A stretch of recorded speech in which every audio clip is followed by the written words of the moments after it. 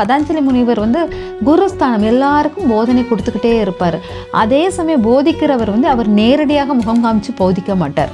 தன் முகத்தை வந்து ஏன்னா அவருக்கு பாம்பு இல்லையா, விஷத்தன்மை அதிகமாக இருக்கும் அந்த மூச்சு காற்று.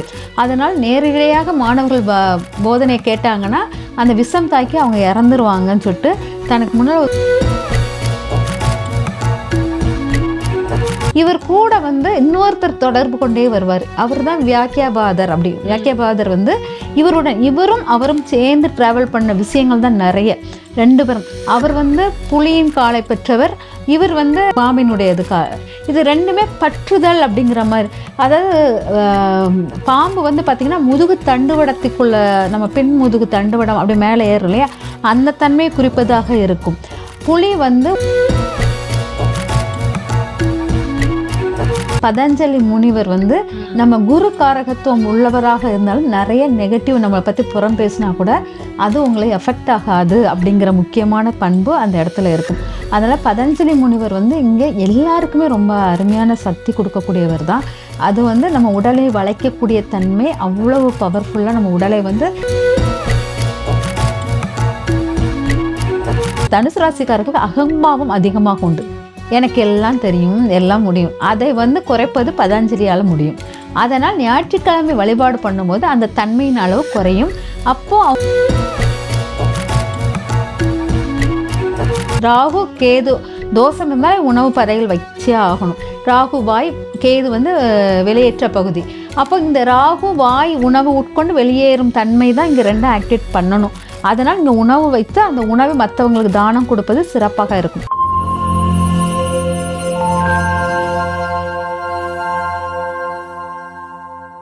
காஸ்மோ வியூ நேயர்கள் அனைவருக்கும் வணக்கம். இன்றைய நிகழ்ச்சியில 12 ராசிக்காரர்கள் எந்த சித்தரை வழிபடலாம், அவரை வழிபடும் போது நம்ம வாழ்க்கையில என்ன மாதிரியான மாற்றங்கள் நிகழும் அப்படிங்கறத நம்ம கூட சொல்றதுக்காக ஆஸ்ட்ராலஜர் ஜெயந்தி ரவி அவர்கள் இணைந்திருக்காங்க. தொடர்ந்து நிறைய விஷயங்கள் பேசலாம் அதை பத்தி. வணக்கம் மேம்.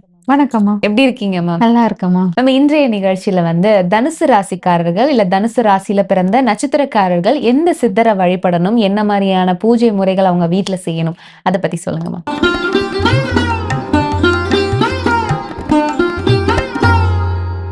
இப்போ தனுசு ராசியில் வந்து நீங்கள் நட்சத்திரக்காரர்கள் சொன்னீங்களே, 3 நட்சத்திரம். ஒவ்வொரு நட்சத்திரக்கும் ஒவ்வொரு சித்தர்கள் உண்டு. ஆனால் நான் காமனாக ஒரே சித்தர் ஒரு ராசிக்கு எடுத்து தான் நம்ம பேசிட்டு வந்திருக்கோம். ஆனால் இது 3 நட்சத்திரக்காரர்களுக்கும் ஒரே சித்தராக நம்ம பதஞ்சலி முனிவரை எடுத்துக்கலாம். இந்த பதஞ்சலி முனிவர் வந்து பார்த்தீங்கன்னா பாம்பின் தன்மை உடையவர். பாம்பு அதாவது ஆதிசேஷன் வந்து சிவன் பார்வதியுடைய நடனத்தை பார்ப்பதில் ஆர்வம் கொண்டு, அதாவது விஷ்ணு பெருமாள் அப்படியே அந்த நடனத்தை பார்த்து மகிழ்ச்சியா இருக்கும். அவர் வெயிட்டு கூடி அதை தாங்க முடியாமல், ஏன் திடீர்னு இவ்வளவு நேரம் வெயிட்டை கூட்டுறீங்க அப்படின்னு கேட்கும்போது, அல்ல சிவபார்வதி நடனம் பார்த்து அப்படி மெய்சிலிக்கிறேன் அப்படிங்கும்போது, அப்போ நானும் பார்க்கணுமேங்கும் போது தான் அந்த அவதாரம் எடுக்கிறாங்க. அதை பார்ப்பதற்காகவே அவர் வந்து என்ன பண்றாருன்னா அவர் பாம்பு தானே, பாம்பு உருவம் கொண்டு அவர் வர்றாரு. அதாவது முகமெல்லாம் மனிதன், கால் வந்து பாம்பாக இருக்கும். அந்த தன்மையில் இருக்கும். அவர் வந்து பார்த்தீங்கன்னா நல்ல இந்த இந்த தனுசு ராசியில் உள்ளவங்க மேக்சிமம் பார்த்தீங்கன்னா நல்ல ஃப்ளெக்சிபிளாக வளையும் தன்மை உடையவர்களாக இருப்பாங்க. உடலை வந்து கை கால் எல்லாமே வளைக்கும் தன்மை உடையவர்களாக இருப்பாங்க. இவங்களுக்கு வந்து பார்த்தீங்கன்னா இவங்க குருஸ்தானம், அதே தான் பதஞ்சலி முனிவர் வந்து குருஸ்தானம் எல்லாருக்கும் போதனை கொடுத்துக்கிட்டே இருப்பார். அதே சமயம் போதிக்கிறவர் வந்து அவர் நேரடியாக முகம் காமிச்சு போதிக்க மாட்டார். தன் முகத்தை வந்து ஏன்னா அவருக்கு பாம்பு இல்லையா, விஷத்தன்மை அதிகமாக இருக்கும் அந்த மூச்சு காற்று. அதனால் நேரடியாக மாணவர்கள் போதனை கேட்டாங்கன்னா அந்த விஷம் தாக்கி அவங்க இறந்துருவாங்கன்னு சொல்லிட்டு தனக்கு முன்னால் ஒரு ஸ்கிரீனை போட்டு தான் போதிப்பார். அந்த போதிக்கும் போது இந்த மாணவர்கள் 1000 மாணவர்கள் படிக்கிறாங்க.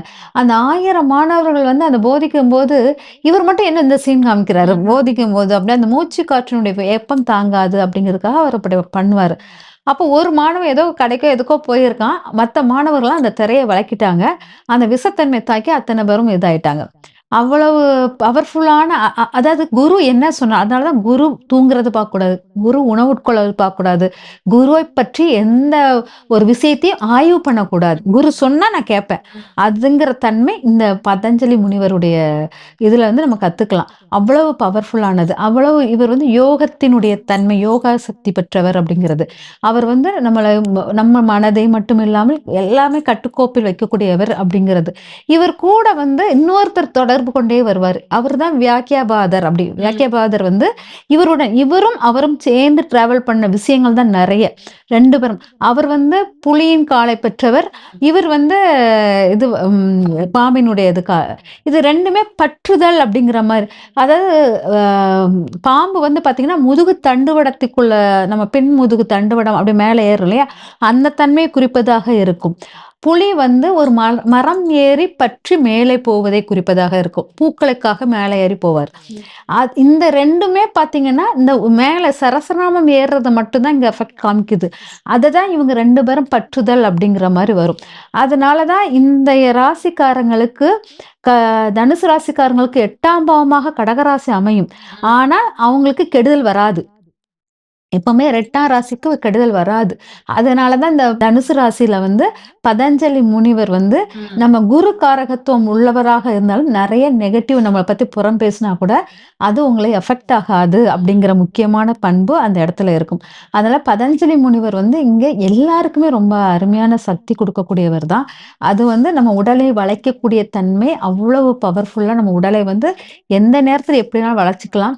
நம்முடைய விஷத்தை வந்து மற்றவங்க நம்மளை எஃபெக்டா நம்மளை ஏதாச்சும் குறை சொன்னா கூட அது நீங்க எதுவுமே சொல்ல வேணாம், அது ஆட்டோமேட்டிக்கா அவங்கள இது பண்ணிரும்.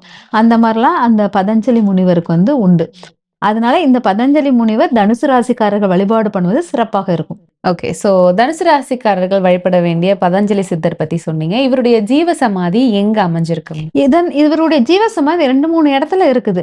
ஆனால் ஒண்ணு வந்து பாத்தீங்கன்னா சிதம்பரத்தில் 2 பேர் ஜீவ சமாதியும் இருக்கும். வியாக்கியபாதர் குழுதும் இருக்கும். ஏன்னா இவங்க வந்து யாதவர்கள் எப்பவுமே அவங்க ஜீவ சமாதி ஒன்று போலதான் வரும். அப்ப பாத்தீங்கன்னா இந்த இடத்துல வந்து சிவபார்வதி நாட்டியம் ஆடுவதில் மெய்சிலித்து இருந்து அமைதியாக அந்த இடத்துல ஜீவசமாதி இருக்கும். அதே சமயம் திருப்பட்டூர்ல ஒரு ஜீவசமாதி இருக்குது. அதனால திருப்பட்டூர்ல உள்ள ஜீவசமாதி இங்க வலிமையாக இருக்கும். இது நாட்டியத்தில் சிவனை பார்த்து லயச்சு போன ஜீவசமாதி மாதிரி இது அமைப்பாக இருக்கும். அந்த திருப்பட்டூர்ல உள்ள ஜீவசமாதி வந்து அவரா இதாய் உடல் துறந்த விஷயமாக இருக்கும். அதனால அந்த திருப்பட்டூர் அப்படிங்கிற ஊர்ல உள்ள ஜீவசமாதி வழிபாடு தான் சிறப்பாக இருக்கும். ஓகே. ஸோ எந்த கிழமையில வழிபடலாம்? இவர் வழிபட வேண்டியது ஞாயிற்றுக்கிழமையில் வழிபடுவது சிறப்பாக இருக்கும். ஏன்னா ஞாயிற்றுக்கிழமை இங்க வந்து என்னன்னா இந்த தனுசு ராசிக்காரர்களுக்கு அகம்பாவம் அதிகமாக உண்டு. எனக்கு எல்லாம் தெரியும், எல்லாம் முடியும். அதை வந்து குறைப்பது பதஞ்சலியால முடியும். அதனால் ஞாயிற்றுக்கிழமை வழிபாடு பண்ணும்போது அந்த தன்மையின் அளவு குறையும். அப்போ அவங்க வந்து மத்தவங்களுடைய இதை வந்து கேட்பாங்க அப்படிங்கிற மாதிரி அமைப்பு இருக்கும். ஓகே. ஸோ வீட்டுல இருந்து நம்ம வழிபடக்கூடிய முறைகள் சொல்லுங்கம்மா. முதல்ல வந்து இப்போ சித்தருடைய படங்கள் வீட்டுல வச்சு வழிபடுறோம் அப்படின்னா பதஞ்சலி சித்தரை எந்த திசையை நோக்கி இந்த படத்தை வைக்கலாம்? இவருடைய திசை வந்து கிழக்கு திசையில வச்சு நீங்க வழிபாடு பண்ணுவது சிறப்பாக இருக்கும். அதே சமயம் இவர் வந்து பாத்தீங்கன்னா இந்த ராகு கேது தோஷங்கள் எல்லாத்தையும் நீக்கக்கூடிய மிக அற்புத சக்தியாக இருக்கிறதுனால இங்க வந்து உங்களுக்கு வந்து உணவுகளை வைத்து படையல் பண்ணி ராகு கேது தோஷம் இருந்தால் உணவு படையல் வச்சே ஆகணும். ராகு வாய் கேது வந்து வெளியேற்ற பகுதி. அப்போ இந்த ராகு வாய் உணவு உட்கொண்டு வெளியேறும் தன்மை தான் இங்க 2 ஆக்டிவேட் பண்ணணும். அதனால் இங்க உணவு வைத்து அந்த உணவை மற்றவங்களுக்கு தானம் கொடுப்பது சிறப்பாக இருக்கும் இங்க பதஞ்சலி முனிவர் வழிபாட்டில். ஓகே. ஸோ என்ன மாதிரியான பூக்களை பயன்படுத்தி நம்ம வீட்டுல வழிபாடு பண்ணலாம்? சாமந்தி பூ பயன்படுத்தலாம். எல்லோ கலர்ல இருக்கிற எல்லா பூக்களும் பயன்படுத்தலாம். ஆனா சாமந்தி பூ வந்து ரொம்ப விசேஷமாக இருக்கும். பதஞ்சலி சித்தரை நம்ம வீட்டுல வழிபடும் போது என்ன மாதிரியான நிற உடைகளை அணியலாமா? அதாவது எல்லோவும் காவியும் கலந்த மாதிரி ஒரு உடை இருக்கும் இல்லையா, அந்த கலரை அணிந்து நீங்க வந்து பதஞ்சலி முனிவர் வழிபாடு பண்ணீங்கன்னா சிறப்பாக இருக்கும். ஓகே. ஸோ இன்றைய நிகழ்ச்சியில தனுசு ராசிக்காரர்கள், தனுசு ராசியில பிறந்த நட்சத்திரக்காரர்கள் எந்த சித்தரை வழிபடலாம் அப்படின்றத பத்தி ரொம்ப தெளிவான விளக்கம் கொடுத்தீங்க. நன்றிமா. நன்றிமா.